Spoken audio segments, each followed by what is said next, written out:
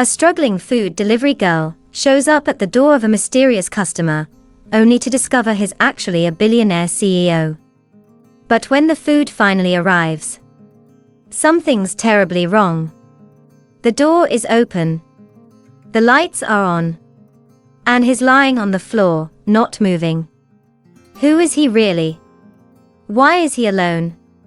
And what secret was never meant to be uncovered tonight? Keep reading. Everything changes from this moment on. The rain hadn't stopped for hours. It was the kind that soaked through everything: clothes, shoes, skin, and eventually, spirit. Ivy Quinn wiped her fogged glasses with the sleeve of her hoodie, blinking past the blur of headlights and cold mist as she pedaled through the streets of Maple Glen.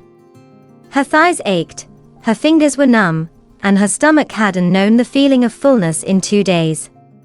But quitting? That wasn't an option. Not when a tiny 5-year-old was sleeping back home, waiting for her to come back with enough tips to cover groceries and maybe, just maybe, pay the electricity bill before the lights went out again. She glanced at the cracked phone strapped to her handlebars. New order. $200 tip. Astoria Tower, penthouse. Her brow furrowed. That can't be right. Most customers at that level didn't use delivery apps. They had assistants, chefs, meal plans tailored by nutritionists. Yet here it was, paid in full, no special instructions, just deliver hot. Don't knock too loud. She hesitated. The address screamed luxury. Meanwhile, she looked like someone who barely belonged in the lobby of a dentist's office, let alone the top floor of one of the richest towers in the city. But that tip could cover Maya's winter jacket, and maybe even fix the leaking faucet in their bathroom. Her legs pumped harder as she changed direction, the city lights smearing like oil paint behind the rain. It was nearly midnight by the time she reached the glittering monolith that was Astoria Tower. Everything about the place was intimidating, from the private driveway out front to the marble-clad doorman who gave her a once-over like she was a bug on his windshield. "Delivery," she said, trying to sound confident. The man didn't move, didn't speak. He simply pressed a button, and the elevator to the penthouse unlocked with a soft ding. Ivy stepped in, clutching the warm bag of Thai food like it was a shield. The elevator climbed fast and smooth, no music, just the distant hum of wealth. When it opened, she stepped into a hallway that smelled of eucalyptus and money. Clean lines, abstract art, a silence so thick it buzzed. She approached the only door on the floor. PH. One deep breath. She knocked. Nothing. She knocked again, louder this time. "Hi, I have your order." Still no answer. She was about to turn away, maybe leave it at the door, when she noticed something odd. The door wasn't closed. Not fully. Just barely cracked open. Her fingers hovered near it. She could walk away. She should. But then she heard it. A sound. Barely audible. A soft thud. Her instincts screamed. She pushed the door open with one slow, cautious motion.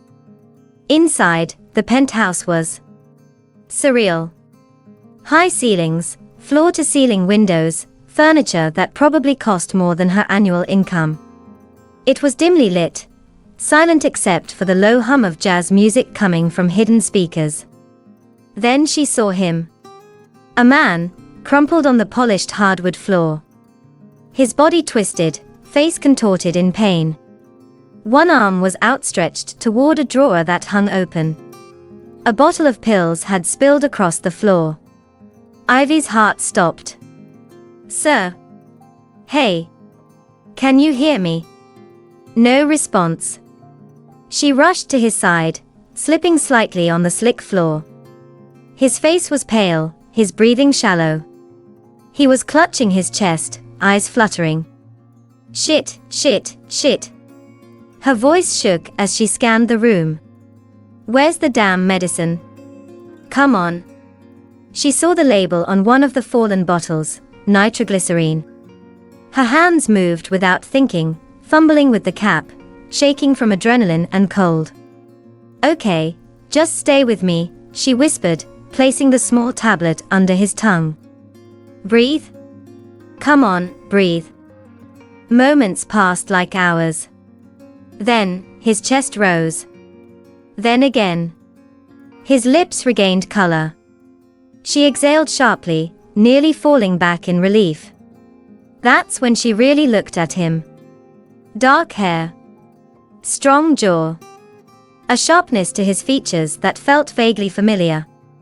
His face was more striking than anything she'd seen up close, powerful, controlled, yet now fragile in a way that made her breath catch. Then it hit her. No way. This wasn't just any rich man. She'd seen him on magazine covers, on the homepage of tech articles while waiting for Maya's tablet to load. Knox Wilder. Billionaire. CEO of Novacore Energy. One of the most private, influential men in the country. And she'd just saved his life. In soaked clothes, cheap sneakers, and a hoodie with a broken zipper. She looked down at the food bag still sitting by the door. Well, she thought, this delivery just changed everything. Knox stirred slowly, groaning as his eyes fluttered open. His gaze was disoriented at first, scanning the ceiling, then shifting to the figure crouched beside him, soaked, exhausted, breathing hard. You helped me, he rasped, voice barely more than a whisper. Ivy nodded, brushing wet hair from her face. Yeah. You were having a heart attack. I think. Or something close. I found your pills. He struggled to sit up, wincing. She moved quickly, slipping a throw pillow under his back. Don't try to move too much, she said gently.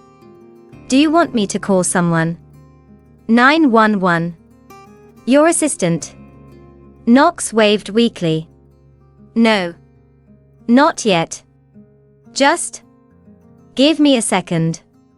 She stayed by his side, watching as color slowly returned to his skin. The silence stretched between them, heavy but oddly intimate. Then he looked at her. Really looked at her. Rain still clung to her hoodie, her glasses fogged at the edges. Her sneakers squished slightly when she shifted her weight. And yet, there was something sharp in her eyes. Calm under pressure. Alert. Resourceful. What's your name? He asked, voice steadier. Ivy. Ivy Quinn. He exhaled. You saved my life, Ivy. She gave a small, self-conscious shrug. I just did what anyone would have done. You'd be surprised how few people actually stop, he muttered. Then, after a pause, at least let me pay you for tonight. Whatever you're earning. I'll triple it. Ivy's jaw tightened. You don't have to do that. I insist, he said, trying to sit up straighter. No, seriously. Her tone was firmer now. I didn't help you for money. You're alive. That's enough. He blinked, taken aback. He was used to people grabbing at any offer he gave. Gratitude usually came with a price tag. But not this woman. Not tonight. His eyes narrowed with curiosity. What do you do, besides saving billionaires? She gave a tired half laugh. I'm a freelance graphic designer. Or trying to be. It's hard getting steady work when you're juggling a 5-year-old and $10,000 in debt. His brows lifted. You're a designer. Don't get excited. Most days I'm designing logos for vape shops, or fixing flyers for people who don't want to pay more than $20. There was something raw in her honesty. No pretenses. No filters. He leaned back, absorbing her words, and the woman behind them. Ivy stood, brushing her damp jeans. Look, you should probably have someone stay with you tonight. Just in case. You don't look fully recovered. Knox glanced around his penthouse. The massive, glass-walled space felt colder than usual. Empty in a way that gnawed at him. There's no one to call. She hesitated. That answer shouldn't have surprised her, but it did. A man like him, rich, powerful, featured on magazine covers, should have had a team. A girlfriend. A staff. Someone. But there was no one. And maybe that loneliness was what made her say it. You could come with me, she said quietly. He turned his head, confused. What? I mean, my place is tiny, nothing like this. But I have a couch. And soup. And a kid who talks non-stop. If you don't want to be alone tonight. The silence stretched. Her heart pounded at the absurdity of what she just said. Then, to her surprise, Knox smiled. All right. Why not? The apartment in Maple Glen was a different universe. Peeling wallpaper, a broken heater, toys scattered in a corner, and the scent of something warm simmering on the stove, probably lentil soup, judging by the faint aroma. This is cozy, Knox said carefully, stepping into the small living room. You mean old and cramped, Ivy replied with a smirk. It's okay. You can say it. No. I mean it. He looked around. Framed crayon drawings hung on the wall. A family photo, Ivy holding a chubby baby girl, both laughing in the sunlight. A chipped coffee table stacked with storybooks and bills. It was real. Lived in. Alive. Then he saw her. Maya. Tiny, with big eyes and wild curls, standing at the hallway entrance in dinosaur pajamas, blinking sleepily. Mommy. She mumbled. Ivy knelt down. It's okay, baby. Go back to bed. We have a guest. He's not feeling well. Maya eyed Knox suspiciously. He looks like a robot man from your work shows. Knox chuckled. Not far off. Ivy laughed softly. Go on, sweetie. We'll talk in the morning. Maya nodded and padded back to her room. Knox sat on the couch, gazing at the door she disappeared behind. She's amazing. She's my whole reason for breathing, Ivy said softly. That night, Knox barely slept. Not from discomfort, but because everything around him felt so foreign and yet so right. There was no curated perfection here. Just warmth, and noise, and life. The next morning, Ivy emerged from the bedroom rubbing her eyes, and froze. The smell of eggs. Toast. Bacon. She crept into the kitchen. There he was. Knox Wilder. Shirt slightly wrinkled, sleeves rolled up, holding a spatula like he'd done it 1,000 times. You're cooking, she said, stunned. He glanced over his shoulder. Figured it was the least I could do. Plus, Maya told me I suck at pouring cereal. As if on cue, Maya skipped into the room and grinned. He's making it crispy. Just like I like it. Ivy stood still, watching this surreal scene unfold. A billionaire in her tiny kitchen. Her daughter laughing. The smell of breakfast in the air. She felt something stir in her chest, something dangerous. Hope. That night, something had shifted.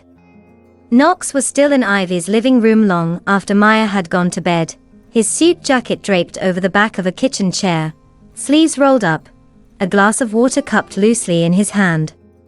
The sharp lines of his face were softened by the amber glow of a mismatched floor lamp. He looked human. Worn down. Real. Ivy leaned against the kitchen counter, arms folded, watching him with quiet curiosity. He hadn't said much since dinner. He was somewhere else, lost in thoughts far darker than the little apartment could contain. "You okay?" she finally asked. He looked up, blinked as if remembering where he was. "Yeah. Sorry. Just a lot on my mind." She crossed the room slowly and sat across from him. The silence hung between them for a long moment before Knox finally broke it. "You ever had someone try to take everything you built while smiling to your face?" She tilted her head. "I've had someone burn my life to the ground, if that counts." That made him smile, faintly. But it didn't reach his eyes. "I haven't told anyone this. Not even my assistant. Hell, I haven't even processed it fully. But I think..." He looked away. "I think they're going to force me out of my own company." Ivy blinked. "Wait, what?" He nodded. "Novacore. The company I built from nothing. The same board of directors I handpicked, they're turning on me." She sat up straighter. "Why? That doesn't make any sense." Knox exhaled. He looked tired in a way that wasn't physical. "Bradley Whitmore. My COO. My best friend since college. We started Novacore together, me with the science, him with the business chops. We were unstoppable." His voice dropped. "But something changed. We started seeing the world differently. I wanted to use our success to make a real difference." He just wanted to chase the next billion. Ivy narrowed her eyes. "So what are they accusing you of?" Knox hesitated, then leaned in slightly, lowering his voice like it was a confession. "They think I'm insane, because I want to make our battery tech open source." She blinked. "Wait. Your new energy cell? The one you talked about this morning?" He nodded. "It's ready. The final prototype works. It's the most efficient, affordable energy cell in the world. You could power a rural village for 5 years on one charge. No grid, no cables, no coal." Ivy's mouth opened slightly. "That's incredible. It could change everything," Knox said. There was fire in his voice now. "Hospitals in Africa running without blackouts. Schools in the Amazon with working lights. Refugee camps with heating. And I want to give the blueprint away for free. Let engineers and local governments build it themselves." She stared at him. For a moment, she forgot the peeling paint behind her, forgot her unpaid bills, forgot that she was just a delivery girl. "That's brilliant," she whispered. "And insanely generous." "Exactly." Knox leaned back with a bitter laugh. "But to the board, that's heresy. They see potential for trillions in patents, government contracts, military applications. Giving it away is suicide, financially. They say I'm destroying shareholder value. Brad's already gathered 4 votes. If he gets 2 more." He didn't finish the sentence. He didn't have to. Ivy's voice was quiet. "They'll take it from you." He nodded. "Slowly. And they'll lock it away. Monetize it. Control who gets clean energy and who doesn't." She shook her head in disbelief. "You're trying to help people. And that's what makes you the enemy." Knox's eyes locked with hers. "In a world like this? Yeah. That's exactly what makes me dangerous." Ivy leaned back in her chair, trying to process the weight of what he'd just told her. He wasn't just a CEO. He wasn't just a man who had built something extraordinary. He was a man standing in front of a tidal wave of greed, with nothing but his conviction to hold it back. The apartment had fallen into a hush. Outside, the city buzzed as it always did, cars hissing over wet pavement, distant sirens piercing the night, but inside, it was just the two of them. Ivy sat quietly across from Knox, legs curled up on the worn couch, a cup of tea in her hands. Steam curled into the air, vanishing into the shadows of the dimly lit room. Knox hadn't said much after revealing the truth about Nova Corps. But his eyes hadn't left her, like he was waiting. Eventually, it was Ivy who broke the silence. "You know," she began, voice soft. "You're not the only one who lost everything because they believed in something." Knox tilted his head slightly. "Yeah." She nodded, eyes fixed on the tea in her lap. "I used to believe in people. In potential. In love, even." She gave a quiet laugh, but there was no humor in it. "And then I met Derek Monroe." Knox recognized the name. She'd mentioned him once, in passing, but now, her voice carried a weight he hadn't heard before. "We met when I was 23. Fresh out of art school. I was full of ideas, full of hope. He was charming, ambitious, always talking about building something bigger than himself. I thought we were going to be partners, in business, in life." She sipped the tea, stared ahead like she was watching old memories play out on the peeling wall. But Derek had another love. Gambling. Knox didn't interrupt. It started small, poker nights, online betting. Then came the loans. The excuses. The lies. Her fingers clenched slightly around the cup. "I didn't see it until it was too late. He used my name to secure loans, forged my signature on our joint accounts. By the time I caught on, we were in debt so deep I couldn't even breathe." She paused. A long silence. And then one morning, he was gone. Just like that. No note. No goodbye. He left me with a 2-year-old and a mailbox full of final notices. Knox's voice was low. "Jesus, Ivy. I lost everything," she said quietly. "The condo we worked so hard to buy. Gone. My freelance clients pulled back when word got out.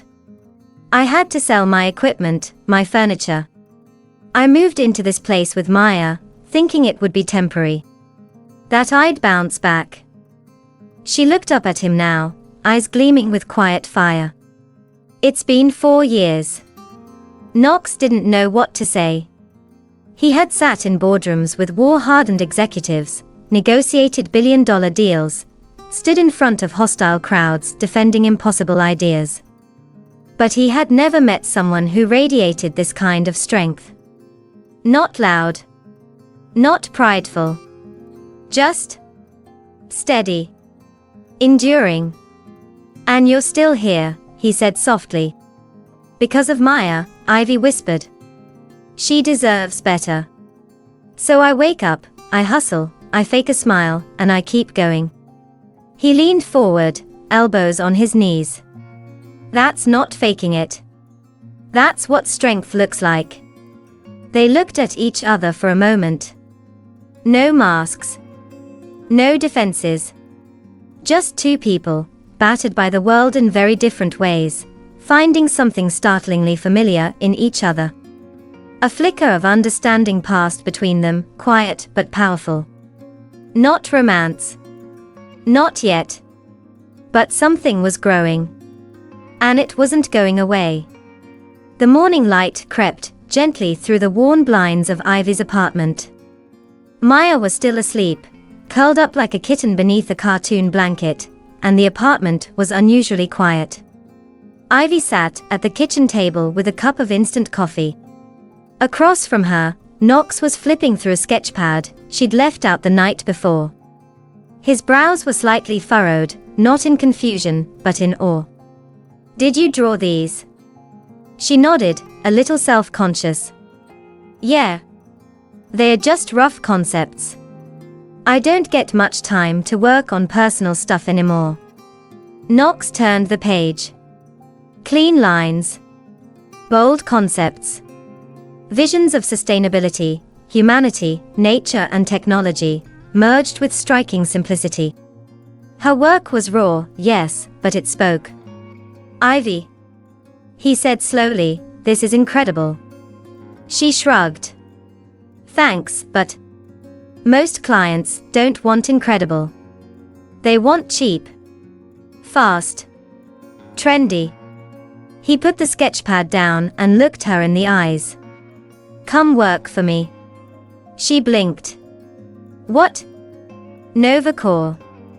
I want you to be our creative director. Ivy stared at him like he'd just offered her a seat on a spaceship. You're kidding. I'm not. She stood, pacing the tiny kitchen, suddenly feeling like the room had shrunk. You don't even know me. You're just feeling grateful or something. This is your way of saying thank you. Knox's voice was firm now. I'm saying it because you're talented. Because I've worked with teams that charge 6 figures and couldn't design with half the clarity you just showed me. I need someone who sees people, not just pixels.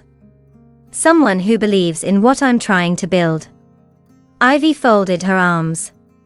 You really think the board's gonna be thrilled about you hiring some broke delivery girl with no degree from Stanford?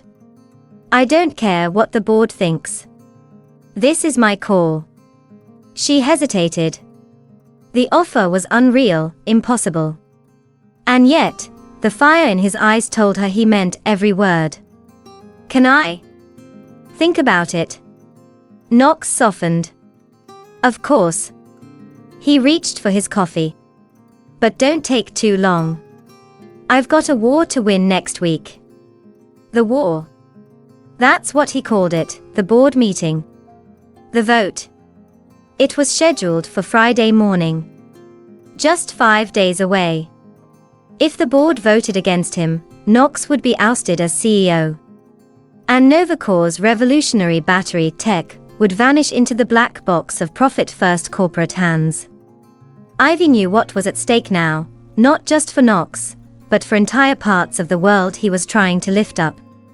And she also knew the odds were stacked against him. On Wednesday evening, she found him in her living room again, laptop open, presentation slides half finished, frustration building in his shoulders. This doesn't feel right, he muttered. It's too corporate. Too sterile. It's not the message I'm trying to deliver. Ivy walked over, took the laptop gently from his hands. Let me help. Knox looked up. Are you sure? She gave him a small, confident nod. Let's make them feel it. They worked late into the night. Ivy redesigned everything, from fonts to imagery to the emotional core of Knox's message. She created visuals that told a story, not just about clean energy, but about real people, real futures, real lives changed. Images of villages lit up for the first time. Children reading under solar-powered lamps. Families charging their first phone in a remote area. She stripped away the corporate sheen and replaced it with something honest, something human. At one point, Knox leaned over her shoulder, watching her adjust a layout with laser focus. You know, he said quietly, I've never had someone get what I'm trying to do this clearly before. She glanced up at him, smirking. That's because most people around you care more about numbers than people. He laughed under his breath. That's painfully true. They kept working until the sun started peeking through the blinds. They were exhausted, but something had come alive in both of them. Not just collaboration. Connection. Trust. Hope. And beneath it all, a growing pool neither of them was quite ready to name. The air inside the Novacore boardroom was razor-thin, like the calm before a storm. 12 high-backed leather chairs surrounded a sleek obsidian table. Every face in the room was unreadable. Outside, the skyline of Manhattan shimmered under a pale gray sky, but in here, nothing sparkled. This was war. Knox Wilder stepped inside with his shoulders squared, dressed in a sharp black suit, no tie. He carried no papers, no notes. Only conviction. At the far end of the table stood Bradley Whitmore, polished to perfection. Hair slicked back, tailored suit, eyes like ice behind a rehearsed smile. "Right on time," Brad said coolly. "We were just discussing your recent behavior." Knox didn't respond. He took his seat silently. Brad tapped a remote. The large screen behind him lit up, graphs, charts, red numbers plunging downward. "Let's get straight to it, shall we?" Brad began, voice smooth like a dagger wrapped in silk. "Knox's actions have become increasingly reckless. Proposing to give away proprietary technology with billions in market value. All without board approval." A few heads nodded. A few eyes narrowed. Brad turned to the room. "He calls it altruism. I call it dereliction of duty. This company was built on innovation, yes, but also discipline. Responsibility. Shareholder trust." Then he faced Knox directly. "You've lost perspective, my friend. You've let emotion cloud your judgment. And that makes you dangerous." Knox's fists clenched in his lap. But he waited. Brad pressed again. "We're not in the business of saving the world. We're in the business of energy. Of results. I move to remove Knox Wilder as CEO, effective immediately." A stunned silence. Then Knox stood. "You're right about one thing," he said, voice calm but electric. "I am emotional. You know why? Because I still remember what this company was supposed to be." He nodded to the assistant. The screen changed, no more graphs. Just a black background. Then a single image appeared. A child sitting on a dirt floor, studying by the light of a single glowing energy cell. Her smile radiant. Her eyes filled with hope. Knox walked slowly along the table, speaking directly to each face. "We created something powerful. Not just a battery. A key. A key to unlock futures. And you want to lock it behind paywalls, because it doesn't serve Wall Street fast enough." The next slide. An aerial view of a dark village slowly lighting up in sections, each powered by Novacore's prototype. "I'm not proposing chaos. I'm proposing leadership. Real leadership. The kind that's willing to take a risk not just for profit, but for people." "Spare us the TED Talk," Brad cut in, voice sharp. "This is business, Knox. Not a morality play." Knox turned on him, eyes blazing. "This isn't just business anymore, Brad. This is legacy. You want to leave behind balance sheets. I want to leave behind light." A board member, an older man in a navy tie, raised a hand. "But open sourcing? Can we survive that?" Ivy's presentation had anticipated the question. The next slide answered it. A breakdown of open source business models, partnerships, global branding, massive goodwill, licensing opportunities even without patenting. Knox didn't flinch. "We don't need to sell every bolt to change the world. We can still lead, still thrive, by being the first to do what no one else has the guts to try." Another voice. "What if others copy us?" Knox stepped forward. Let them. Let them copy compassion. Let them copy hope. Maybe then we'll finally be in a world worth powering."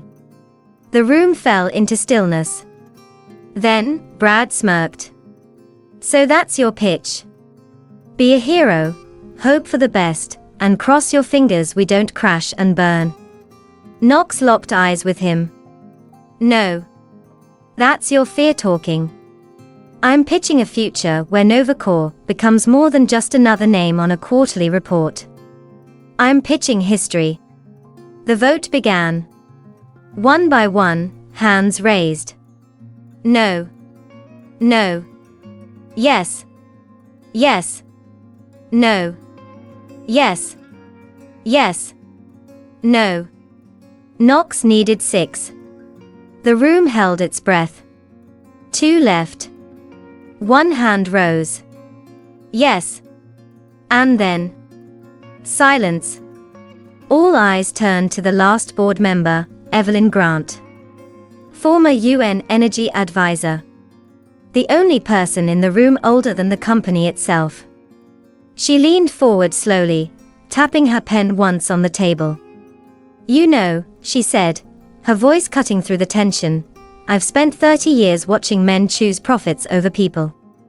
It's refreshing, no, necessary, to finally see one who's willing to risk both. Her hand went up. Yes. Knox exhaled, his heart pounding. He had won. By 1 vote. Brad stood frozen, his smile gone. Knox turned toward the board. Let's build the future we promised. Minutes later, as he walked out into the hallway, Knox felt the weight of it settle in his chest. Not relief. Not triumph. Responsibility. And then he saw her. Ivy stood waiting by the elevator, arms crossed, eyes questioning. He walked straight to her. It's done. You won. He nodded. Because of you. She smiled softly, eyes bright. No, Knox. Because of who you chose to be. They didn't say anything else. But in that quiet, something deeper passed between them. The war was over. But their story was just beginning. For the first time in a long time, the city didn't feel so loud. Knox stood by the floor-to-ceiling windows of his penthouse, not as a CEO basking in victory, but as a man finally breathing without armor. The boardroom battle was behind him, the tech was safe, and Nova Corps was still his. But none of it felt like the real win. He turned toward the couch, where Ivy sat cross-legged, flipping through a folder of design mock-ups she'd brought with her. Her hair was pulled up in a messy bun, sleeves rolled, and Maya's stuffed dinosaur rested beside her like it belonged there. And maybe it did. You realize, he said, walking over, you've officially changed the way my board thinks. And possibly the trajectory of the entire clean energy industry. She smirked without looking up. Not bad for a delivery girl with a busted laptop. He laughed. God, it felt good to laugh without faking it. Then he grew serious. Ivy. She looked up, eyes curious. He sat beside her, folding his hands. I want you at Nova Corps. Officially. Full-time. Her smile faltered. Knox? Not because of what you did for me, he said quickly. Because of what you can do. Your vision, your instincts, your heart, it's exactly what this company needs. You see people. You don't just design. You connect. She hesitated, searching his face. I have a daughter. I can't do 60-hour weeks and red-eye flights. I don't want that for you either, he said. You'll set your own schedule. Remote options, full flexibility. 6-figure salary. Full benefits for you and Maya. Ivy blinked. The numbers didn't even register yet. What struck her more was how he said it. No pressure. No pity. Just belief. You're not trying to save me? She asked softly.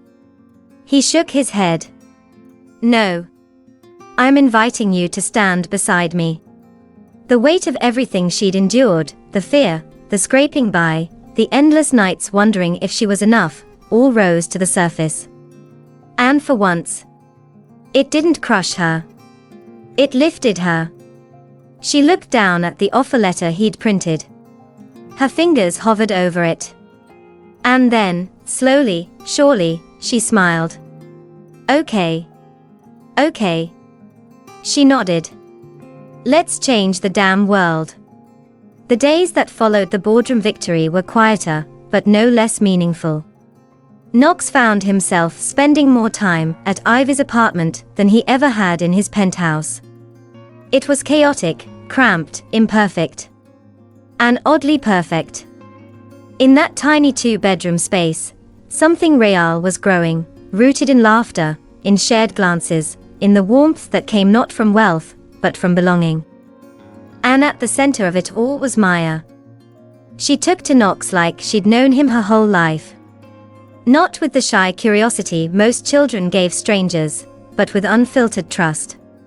Every morning she would greet him with a dramatic, "Mr. Knox, I have something very important to show you," and proceed to pull out a drawing, sometimes of robots riding dolphins, sometimes of the three of them holding hands in front of a giant sun.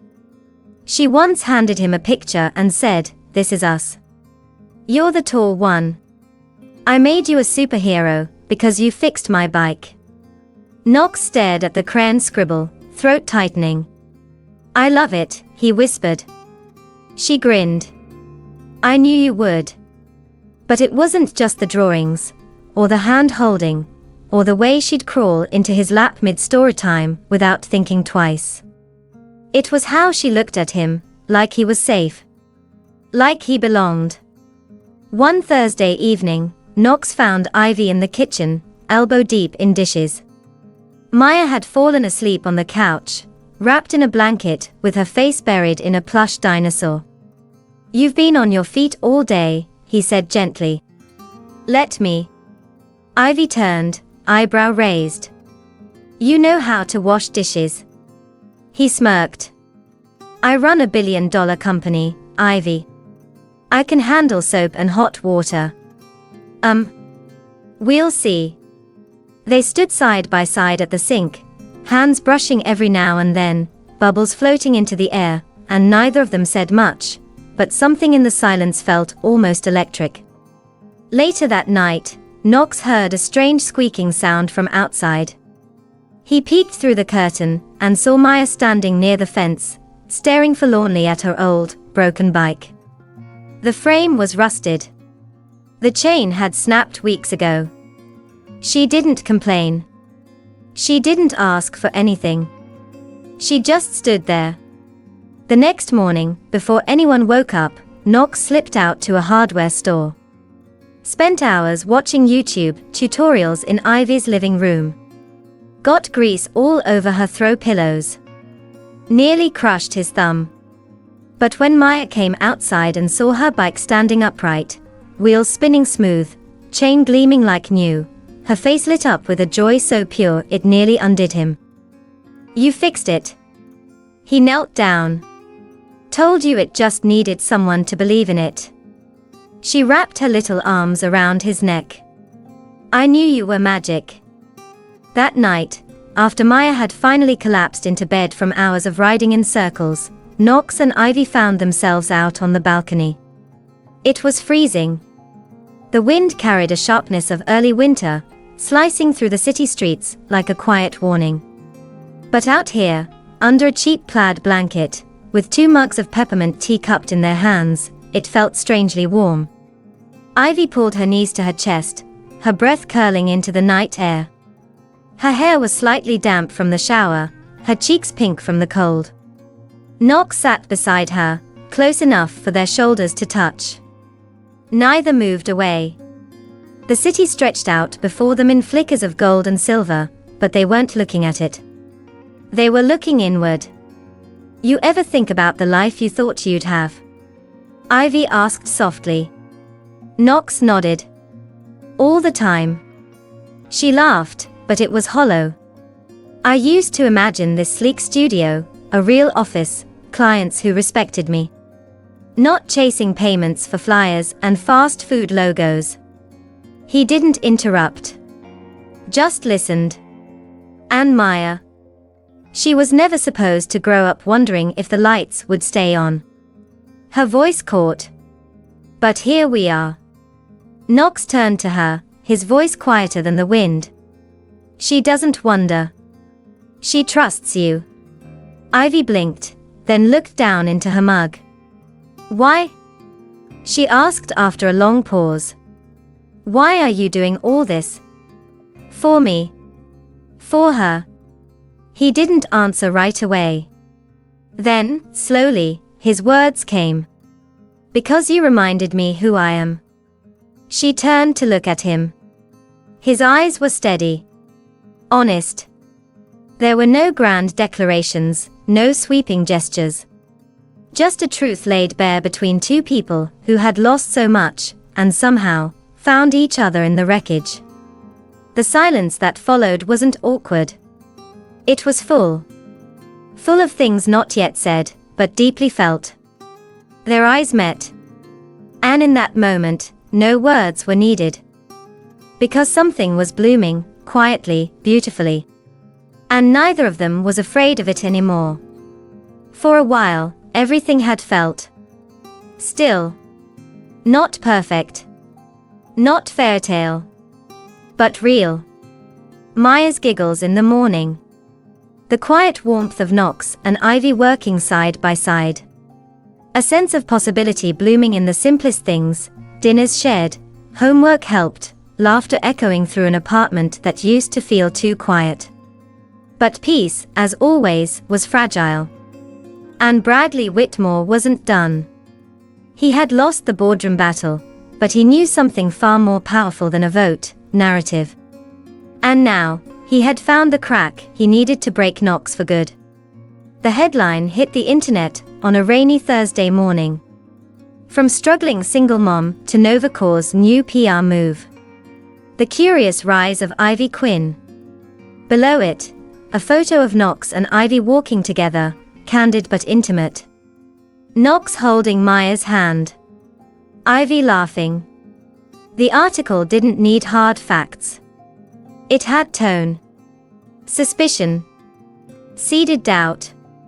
It painted Ivy as a carefully chosen image rehabilitation tool for Novacor after months of corporate controversy. It implied that their romance was part of a strategic rebranding.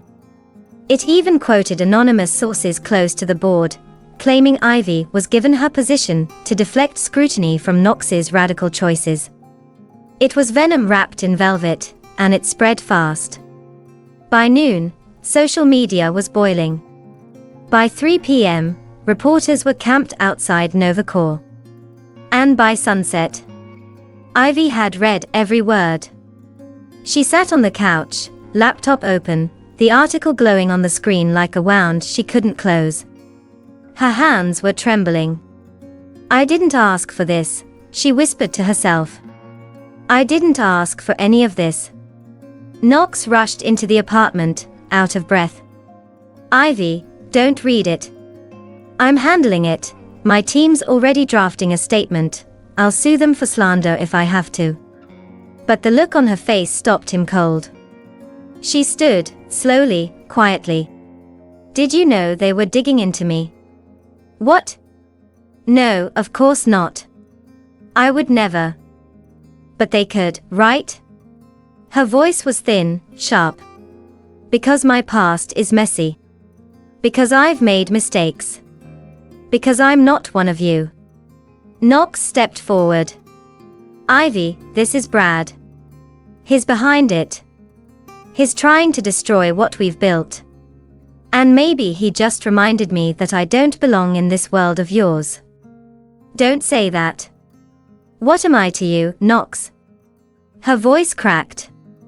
"Be honest. Am I the woman who helped save your career?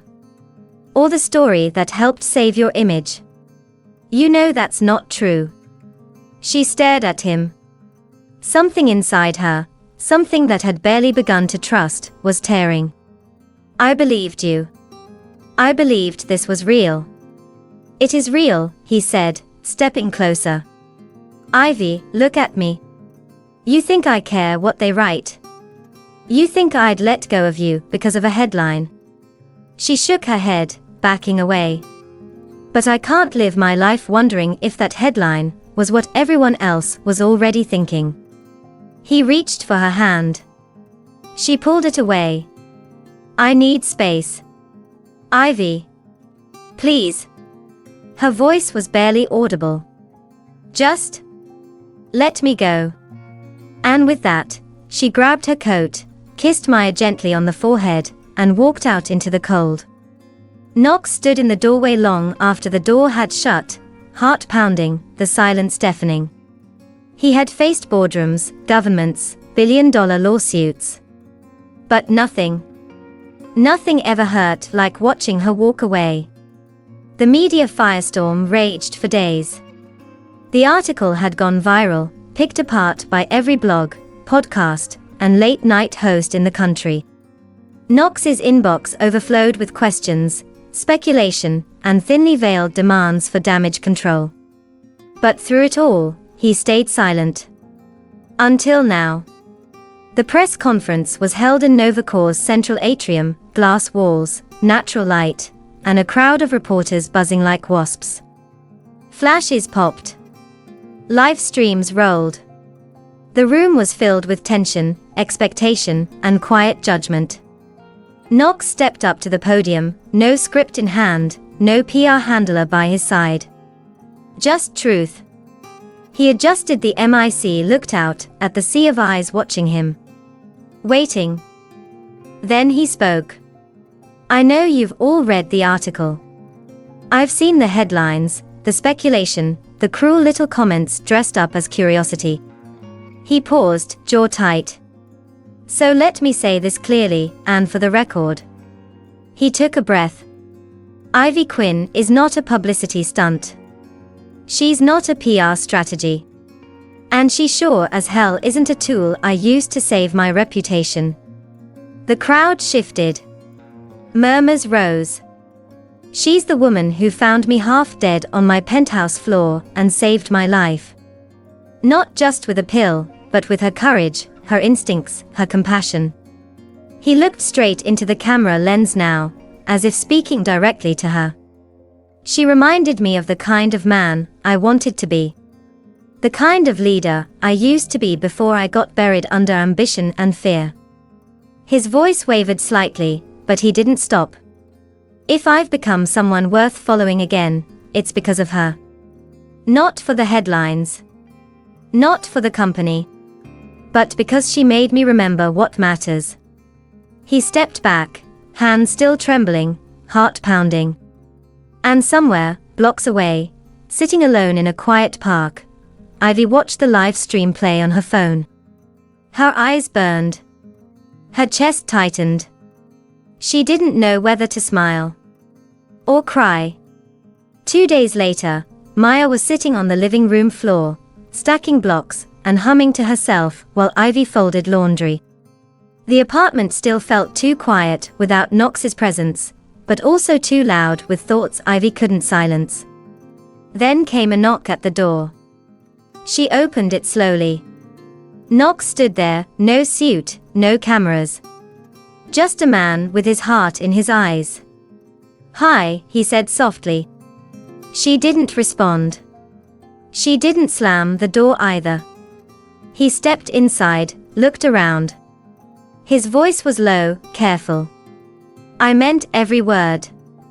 Ivy nodded, arms crossed. Her face was calm, but her eyes were cautious. I don't know if I'm ready to believe it yet. He stepped closer. Then let me prove it. Not in front of cameras. Just here. Just us. Before Ivy could answer, a little voice interrupted them. Maya had walked over, barefoot and curious, clutching her drawing pad. Are you mad at Knox? Ivy knelt down. No, baby. We're just talking. Maya turned to Knox, blinking up at him with wide, trusting eyes. Then, with complete innocence, she asked, do you want to be my dad? Silence. Like the world had held its breath. Ivy froze, heart leaping into her throat. Maya.